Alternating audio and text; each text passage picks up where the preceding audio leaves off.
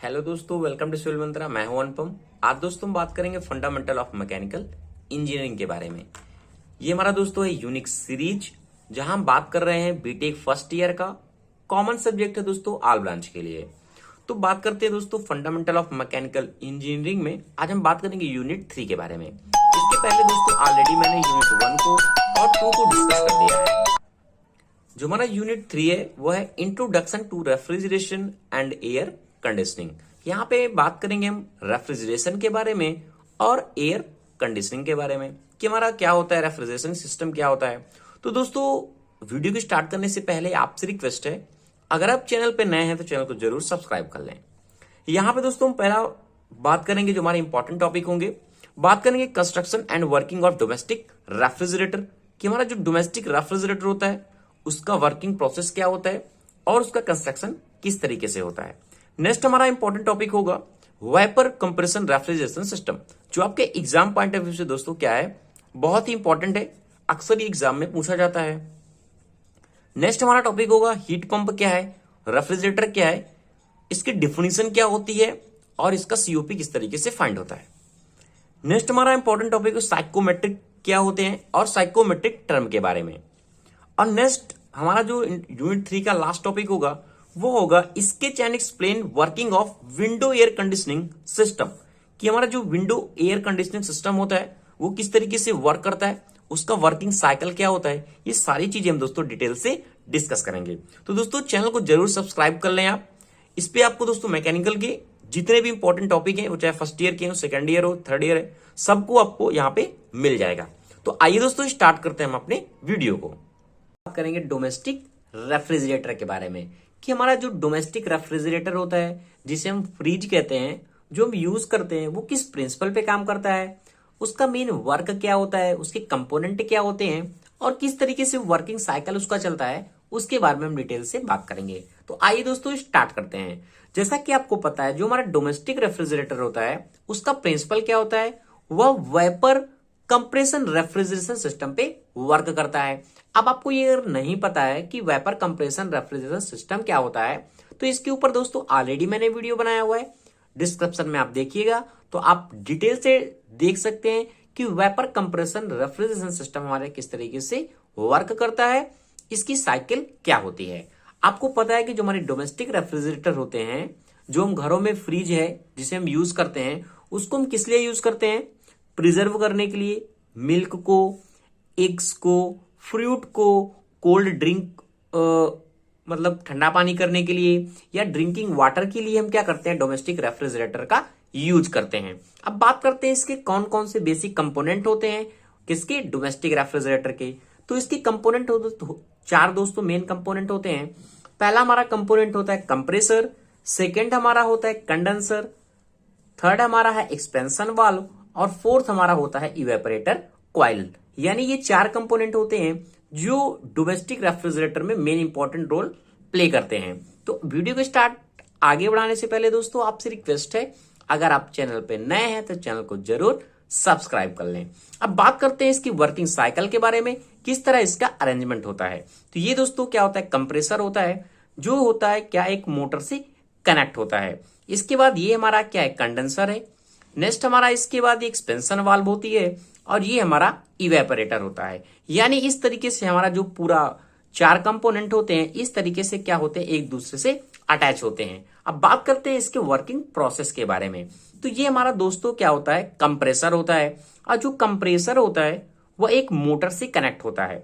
अब क्या करेगी, मोटर रन करेगी, यहाँ पे कंप्रेसर पे क्या होगा, जो इसमें लिक्विड फ्लो हो रहा है एज ए रेफ्रिजरेंट, हमारा जो फ्लो हो रहा है वो क्या हो जाएगा, कंप्रेस होगा। जब कंप्रेस होगी कोई चीज तो क्या होगा, उसका जो प्रेशर है और जो टेम्परेचर है वो क्या हो जाएगा, इंक्रीज हो जाएगा।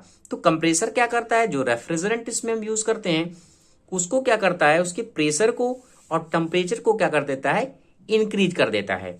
इसके बाद दोस्तों इस तरीके से हमारी साइकिल ये फ्लो होती है और ये जाता है हमारा कंडेंसर में। अब कंडेंसर में क्या है, कंडेंसेशन का प्रोसेस होगा। अब कंडेंसर में मेन वर्क क्या होता है, जो हमारा ये लिक्विड फ्लो हो रहा है किससे, जब ये कंडेंसर से पास होता है तो क्या करता है, इस पे क्या होती है, एक ये फिन्स टाइप में कॉइल लगी होती हैं। अब इनका रोल क्या होता है, एक तरीके से इसको ठंडा करती हैं, और जो ये अभी क्या है, हाई प्रेशर है, टेम्परेचर पे है, और ये क्या है, एक वेपर के फॉर्म में है। क्या बताया मैंने, वेपर कंप्रेशन रेफ्रिजरेशन वाला सिस्टम है। तो यहां पे क्या है, अभी वेपर है। अब इस वेपर को क्या करता है, जो हमारा कंडेंसर होता है, इस पे क्या होती है, वाटर की ट्यूब लगी होती है, या फिर एयर से हम क्या करते हैं, इसको कनेक्ट कराते हैं। तो यहां कंडेंसर क्या करता है, जो वेपर होते हैं उनको क्या कर देता है, लिक्विड में चेंज कर देता है। ठीक है, तो ये मेन वर्क होता है हमारा कंडेंसर का। तब ये जब ये चेंज कर देता है लिक्विड में, तो ये क्या होता है, फिर आगे फ्लो होता है। इस तरीके से फ्लो हो रहा है। अब ये जाता है एक्सपेंशन वाल्व में। एक्सपेंशन वाल्व का क्या मतलब होता है, जो हमारा प्रेशर और टेम्परेचर है, जो लिक्विड का अभी हाई है, तो एक्सपेंशन वाल्व करने का जब पास होगी यहां से, तो क्या हो जाएगी, एक्सपेंड हो जाएगी। जब ये एक्सपेंड हो जाएगी, तो जो उसका प्रेशर है और जो टेम्परेचर है वो क्या हो जाएगा, रिड्यूस हो जाएगा, क्योंकि क्या हो गई, एक्सपेंड हो गई है एक्सपेंशन वाल्व से पास होने के बाद। तो अभी क्या है, ये लिक्विड में चेंज हो गया है। अब ये जाता है इवेपोरेटर पे। अब इवेपोरेटर पे क्या होता है, जहां पे हमें डीप फ्रीजिंग मिलती है, जहां पे दोस्तों आपको पता है ना, जो एक हमारा बॉक्स बना होता है जहां मेन कूलिंग होती है, वो हमारा क्या होता है, जो कूलिंग का मेन फ्रीजिंग पॉइंट होता है, जहां हमें मेन ठंडा करना होता है, वह हमारा क्या होता है, इवेपोरेटर होता है।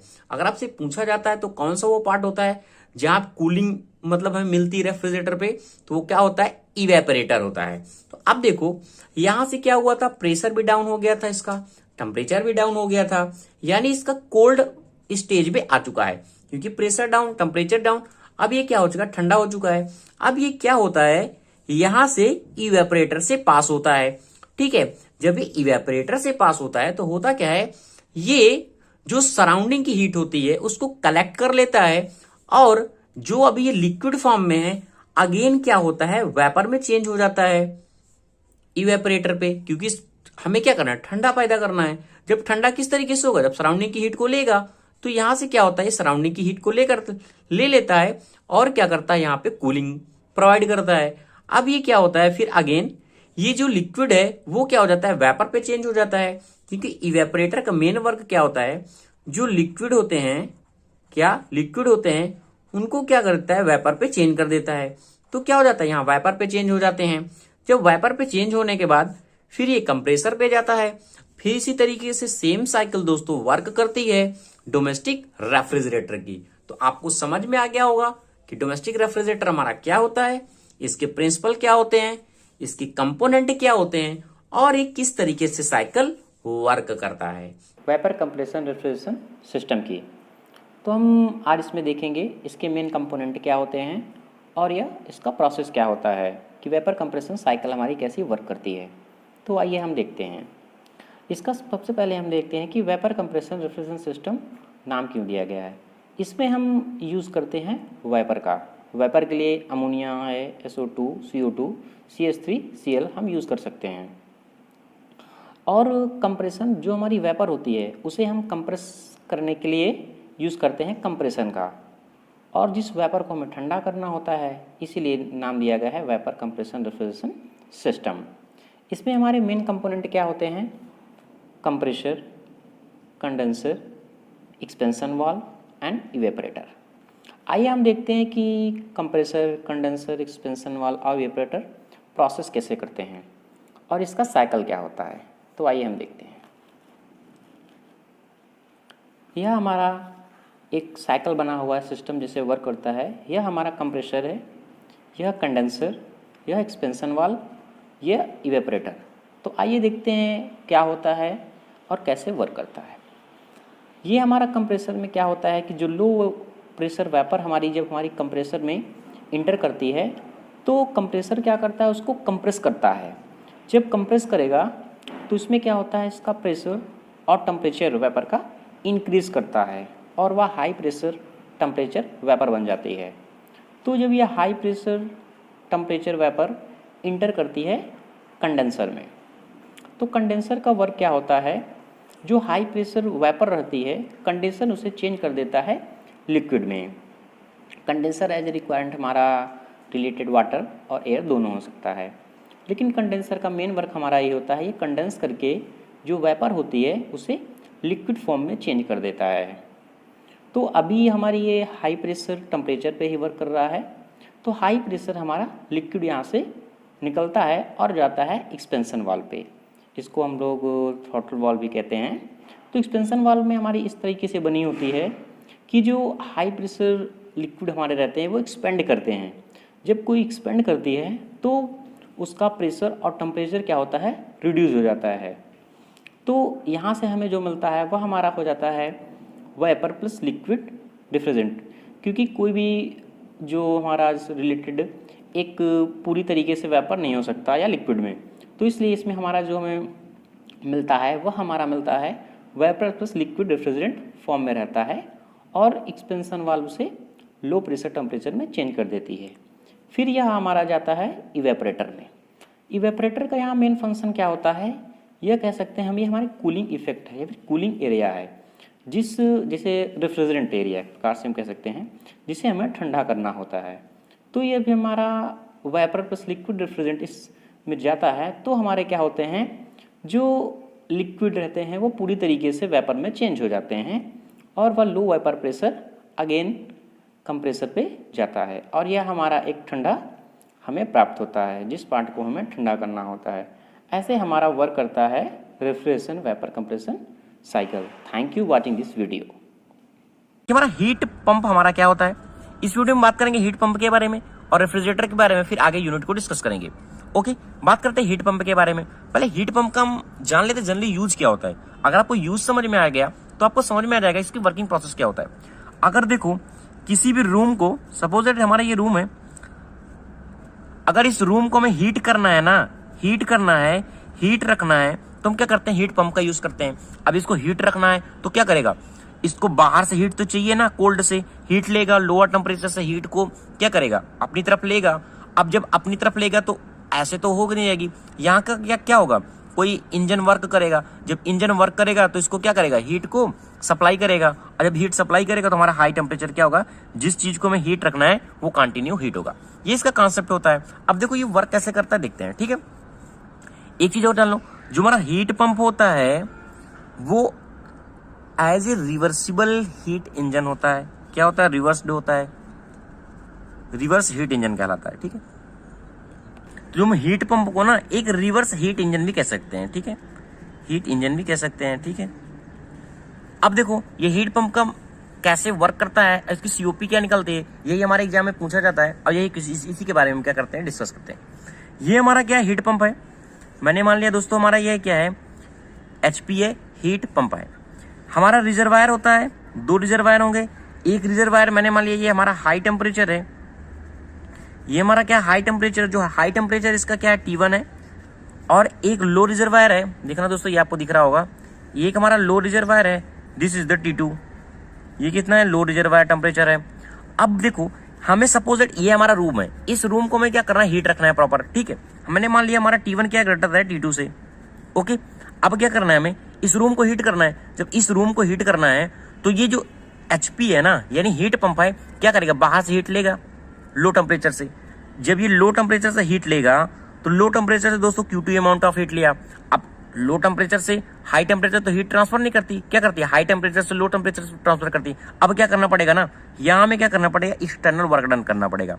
एक्सटर्नल वर्क डन किया और ये हीट को क्या किया, यहाँ हमने भेज दिया, क्या भेज दिया, Q1, और ये हमारा सपोज दैट रूम है, ये हमारा प्रॉपर हीट होने लगा। ये इसका दोस्तों मेन कॉन्सेप्ट होता है हीट पंप का, और यही आपकी बुक में लिखा हुआ है कि it receive heat from a low temperature reservoir source and reject to high temperature reservoir, this is called sink, ठीक है। ये इसका मेन कॉन्सेप्ट होता है, आपको समझ में आ गया होगा। अब बात करते हैं इसकी सीओपी कैसे हम निकालेंगे। अब किसी की सीओपी निकालने के लिए हमें क्या चाहिए, हमने डिजायर्ड इफेक्ट कितना है, कितना डिजायर्ड इफेक्ट, जैसे कि आपकी बुक में है। इसलिए मैं दोस्तों क्वांटम का ही आपका हेल्प कर रहा हूं, क्योंकि आपको क्वांटम ही समझ में आती है एग्जाम टाइम। ये हमारा डिजायर्ड इफेक्ट कितना है और हमारा वर्क इनपुट कितना है, ओके, वर्क इनपुट कितना है।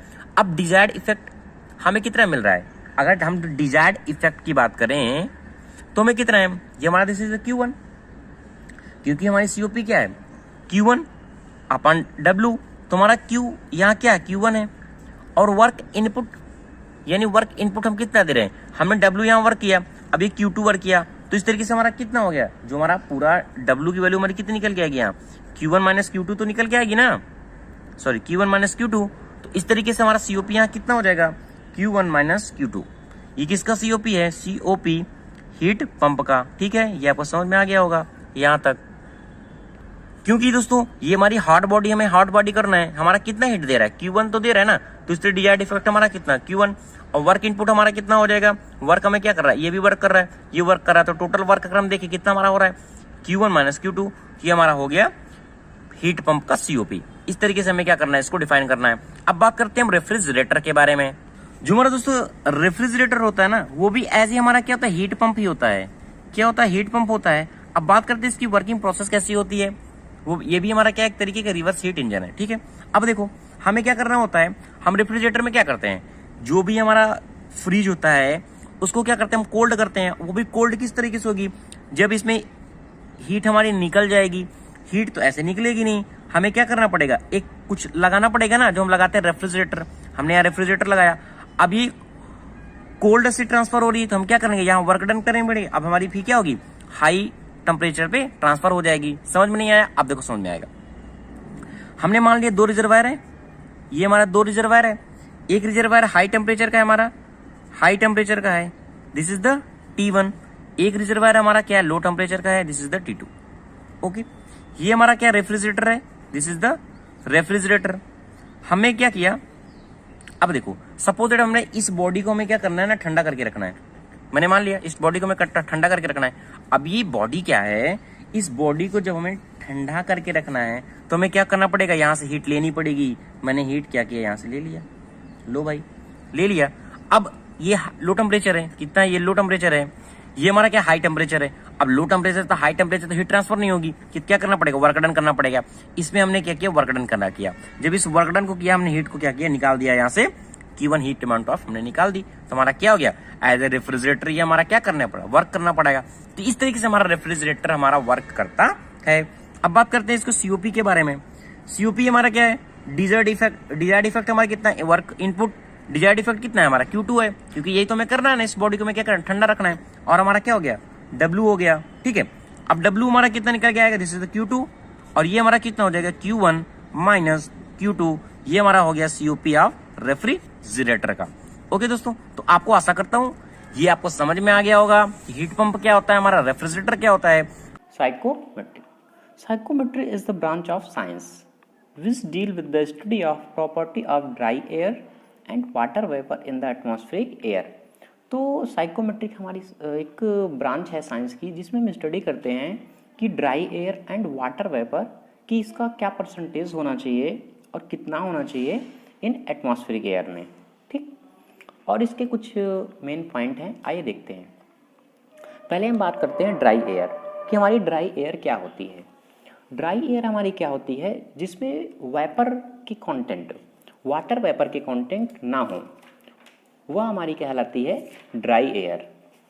तो मेनली हम इंक्लूड करते हैं उसमें नाइट्रोजन और ऑक्सीजन को।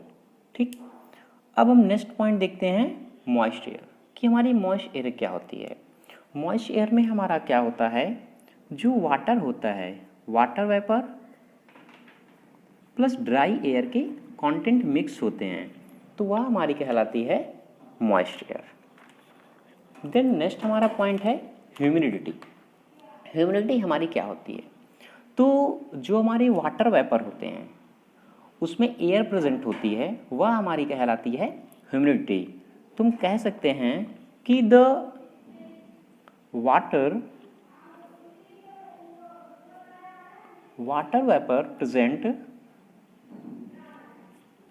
In air is called humidity. ठीक, ये हमारी ह्यूमिडिटी हमारी डिपेंड करती है टेम्परेचर पे। अगर हमारा टेम्परेचर ज़्यादा होगा तो ह्यूमिडिटी भी हमारी ज़्यादा होगी। अब एक हमने पॉइंट देखा भी होगा, जो हमारे विंटर सीजन होते हैं उसमें ह्यूमिडिटी हमारी क्या होती है, वेरी लो होती है एयर की। नेक्स्ट हम बात करते हैं सैचुरेटेड एयर। कि हमारी सैचुरेटेड एयर क्या होती है। सैचुरेटेड एयर हमारी क्या होती है, जो हमारा mixture of the dry air होती है। क्या? Mixture of dry air and water vapour. Water vapour हमारे क्या होते हैं, तो जो इसमें हमारी ड्राई एयर होती है, वो एयर जो मैक्सिमम अमाउंट ऑफ एयर हमारी डिफ्यूज होती है, कह सकते हैं maximum amount of air diffused, वह हमारी कहलाती है सैचुरेटेड एयर। ठीक। नेक्स्ट पॉइंट में हम बात करते हैं स्पेसिफिक ह्यूमिडिटी, कि हमारी स्पेसिफिक ह्यूमिडिटी क्या होती है। स्पेसिफिक ह्यूमिडिटी एक प्रकार का हमारा क्या है, रेशियो है। जैसे कि हम कह सकते हैं कि the amount of air, the amount of air of water, sorry the amount of water, sorry the amount of water vapor per kg dry air. कहने का मतलब कि 1 kg जो हमारी ड्राई एयर रहेगी उसमें कितने अमाउंट ऑफ वाटर वेपर हमारे होंगे, वह हमारी कहलाती है स्पेसिफिक ह्यूमिडिटी। नेक्स्ट हमारा आता है degree of saturation. Degree of saturation हमारा क्या होता है, तो डिग्री हमारा डिग्री ऑफ सैचुरेशन में ये भी हमारा एक रेशियो है जो सेम टेम्परेचर पे हमारा वर्क करेगा। जैसे कि हमें पता है, तो अगर हम डिफिनीशन की बात करें तो होगी the ratio of specific humidity W and the same temperature पे, और specific humidity of saturated air denoted WS is known as a degree of saturation. ठीक है, तो हमारा रेशियो है ratio of the specific humidity and humidity of the saturated air का। Next point में हम बात, पीछे पॉइंट हमने काफ़ी देख चुके हैं, अब हम बात कर रहे हैं एब्सोल्यूट ह्यूमिडिटी।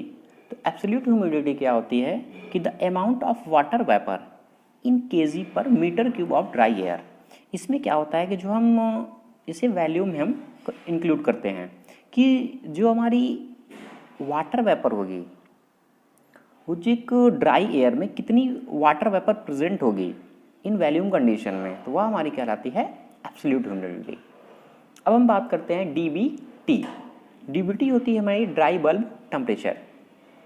यह क्या होता है, एक टेम्परेचर ऑफ एयर को मेजरिंग करने का इंस्ट्रूमेंट है। तो इसमें क्या होता है, एक हमारा बल्ब होता है और उस बल्ब को हम कोई रैप कॉर्ड से, गीली क्लॉथ से नहीं ढकते। तो कहने का मतलब जो हमारा वेट होता है, wet cloth, no wet cloth wrapped on its bulb, तो यह हमारा कहलाता है ड्राई बल्ब टेम्परेचर। और एक होता है हमारा वेट बल्ब टेम्परेचर। इसमें क्या होता है, यदि हमारा जो थर्मोमीटर है, कुछ सपोजेड ऐसे हम मान लेते हैं यह हमारा एक बल्ब है, तो हमारा जो ये बल्ब है अगर इसे हम ढक देते हैं गीले कपड़े से, तब हम टेम्परेचर को मेजर करते हैं एयर का, तो वह हमारी कहलाती है वेट बल्ब टेम्परेचर। लास्ट हमारा पॉइंट बचता है ड्यू पॉइंट। ये ड्यू पॉइंट क्या होता है, ड्यू पॉइंट क्या होता है कि जो लोवेस्ट टेम्परेचर, यह हमारा लोवेस्ट टेम्परेचर होता है eight which water vapour present in air will start condensing. कहने का मतलब जो वो हमारा लोएस्ट टेम्परेचर होगा, जो हमारा वाटर वेपर जो हमारे प्रेजेंट होंगे इन एयर में, वो जो कब कंडेंस करेगा, कब स्टार्ट होगा कंडेंस उसका on its cooling, this is known as a dew point. Thank you watching this video. कर लेते हैं, जो हमारा विंडो एयर कंडीशन सिस्टम होता है वो एज ए हमारा वेपर कंप्रेशन रेफ्रिजरेशन सिस्टम ही वर्क करता है, VCR हम शॉर्ट में कह सकते हैं। अब देखते हैं दोस्तों इसके कौन कौन से मेन कंपोनेंट होते हैं। जैसा कि हमारा वेपर कंप्रेशन रेफ्रिजरेशन सिस्टम के मेन कंपोनेंट होते हैं, वैसे हमारा विंडो एयर कंडीशन सिस्टम के भी मेन कंपोनेंट हैं कुछ। जैसा कि हमारा कंप्रेसर है, फिर हमारा कंडेंसर है, एक्सपेंशन वाल्व है और इवेपोरेटर है। ये दोस्तों इसके मेन कंपोनेंट होते हैं। अब देखो दोस्तों इसका कंपोनेंट का मेन प्रोसेस क्या होता है और कैसे साइकिल चलता है उसके बारे में बात करते हैं। जैसा कि हमारा कंप्रेसर का मेन वर्क क्या होता है, जो हमारी लो प्रेशर वेपर हमारी आएगी उनको क्या करेगा, हाई प्रेशर में चेंज करेगा, कंप्रेसर वो भी कंप्रेस करके। फिर जब हमारा हाई प्रेशर के बाद कंडेंसर में जाता है तो कंडेंसर का मेन वर्क क्या होता है, उसकी लेटेंट हीट को निकाल के उसको क्या करता है, फेज को चेंज कर देता है। जैसे कि हमारा हाई वेपर प्रेशर आएगा तो उसको क्या करेगा, लिक्विड में चेंज कर देगा, उसमें कंडेंसेशन की प्रोसेस होगा। फिर हमारा ये जाता है एक्सपेंशन वाल्व में, जो एक्सपेंशन वाल्व का मेन मोटिव क्या है, जो उसके प्रेशर को और टेम्परेचर को क्या करेगा, रिड्यूस कर देता है। फिर हमारा इवेपोरेटर में आता है। इवेपोरेटर हमारा वहां लगा होता है जहां हमें कूलिंग चाहिए होती है, यानी हमारा रूम में जहां कूलिंग चाहिए होती है वही हमारा लगा होता है, क्योंकि इवेपोरेटर क्या करता है, सराउंडिंग की हीट को लेके उस मीडियम को जहां हमें ठंडा करना होता है वहां क्या करता है, ठंडक पैदा करता है। ये हमारा दोस्तों पार्टीशन होता है। ये हमारा पार्टीशन इस तरीके से होता है कि इसकी हीट उस साइड ही रहे और इसका हीट इस साइड ही रहे, क्योंकि यहाँ एक तरफ हमारा इसको कह सकते हैं फैन ही है, ये हमारा फैन है, एक तरीके से हम इसको कहते हैं ब्लोअर कह सकते हैं, क्योंकि ये हीट को क्या करेगा, अपनी तरफ खींचेगा और ये हीट को क्या करेगा, बाहर सराउंडिंग की तरफ बाहर निकालेगा। ठीक है, तो ये हमारी पार्टीशन वाल्व होती है जो एक मोटर से कनेक्ट होती है, इलेक्ट्रिक मोटर से कनेक्ट होती है, जो हमारा क्या करता है, इसको रनिंग कराने में काम करता है। अब बात करते हैं इसके वर्किंग साइकिल के बारे में। देखो दोस्तों, अगर वर्किंग साइकिल की बात करें, मैं यहाँ से स्टार्ट करता हूँ। ये हमारा दोस्तों कंप्रेसर होता है। जैसे हमारा कंप्रेसर है तो इसको क्या करेगा, कंप्रेस करेगा। जब यहाँ से इवेपोरेटर से हमारी लो प्रेशर वेपर आती है तो क्या करता है, इसको कंप्रेसर में क्या करता है, कंप्रेस करता है। जब ये हमारा कंप्रेशन का प्रोसेस होता है तो जो हमारा लो प्रेशर हमारी वेपर रहती है वो हमारी हाई प्रेशर वेपर में चेंज हो जाती है कंप्रेशन के दौरान। जब कंप्रेशन के दौरान ये हमारी कंडेंसर में आती है तो कंडेंसर क्या करेगा, यहाँ से कंडेंसेशन का प्रोसेस होगा। कंडेंसेशन का प्रोसेस होगा, उसकी लेटेंट हीट को क्या करेगा, वहां से निकालेगा। जब इसकी लेटेंट हीट को निकाल देगा तो हमारे जो वेपर फेज है वो यहाँ हमारे क्या हो जाते हैं, हाई प्रेशर लिक्विड में हमें मिल जाता है। हाई प्रेशर हमारा क्या होगा, यहाँ लिक्विड में हमारा क्या हो जाएगा, चेंज हो जाएगा, क्योंकि कंडेंसर क्या कर रहा है, कंडेंसेशन का प्रोसेस हो रहा है और उसके फेज को क्या करता है, चेंज कर देता है। ठीक है, उसके बाद ये हमारा दोस्तों आता है एक्सपेंशन वाल्व में। एक्सपेंशन वाल्व का मेन फंक्शन क्या होता है, इसको जो हमारी हाई प्रेशर लिक्विड रहती है उसको क्या करता है, एक्सपेंड करेगा। जब एक्सपेंशन का प्रोसेस होगा तो जो इसका प्रेशर है और टेम्परेचर है क्या होता है, रिड्यूस हो जाता है। ठीक है, अब जब प्रेशर और टेम्परेचर इसका रिड्यूस हो गया तो हम कनेक्ट करते हैं इसको इवेपोरेटर से। इवेपोरेटर का मेन फंक्शन क्या होता है, वहां लगा होता है जहां हमें कूलिंग मीडियम चाहिए होता है। ठीक है, और हम कहाँ हमें चाहिए, विंडो एयर कंडीशन सिस्टम में, यानी हमें कूलिंग कहाँ चाहिए, रूम में चाहिए। तो यहाँ दोस्तों ये रूम में लगा होता है और क्या करता है, जिस रूम को ठंडा करना होता है वहां की हीट को क्या करता है, लेता है और उस मीडियम को क्या करता है, ठंडा करके रखता है। तो ये इवेपोरेटर का मेन फंक्शन होता है।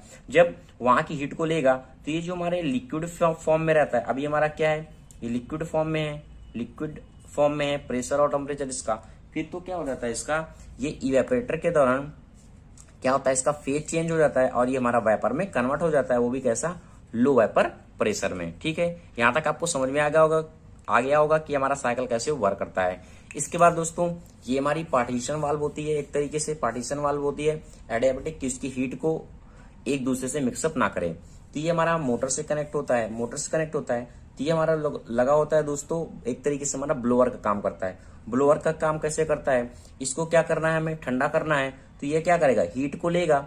जब इसकी हीट को लेगा, यानी सराउंडिंग से हीट को लेगा, अब इससे पास होगा तो क्या होगा, ठंडा हो जाएगा। अब जब ये ठंडी एयर हमारी जाएगी, जहां तो मैं जो जिस रूम एयर को हमको ठंडा करना होता है वहां हम क्या करते हैं, एयर को सप्लाई करते हैं। ठीक है, इवेपोरेटर से एयर पास होगी, सब करेगा, सराउंडिंग हीट यहाँ से पास होगी तो क्या होगी, ठंडी एयर हमें मिलेगी। तो जिस रूम को हमें ठंडा करना होता है उस रूम में हम क्या करते हैं, उस हीट को जो मैं लेता है उस हीट को हम क्या करते हैं, वहां भेज देते हैं। ठीक है, तो आपको समझ में आ गया होगा।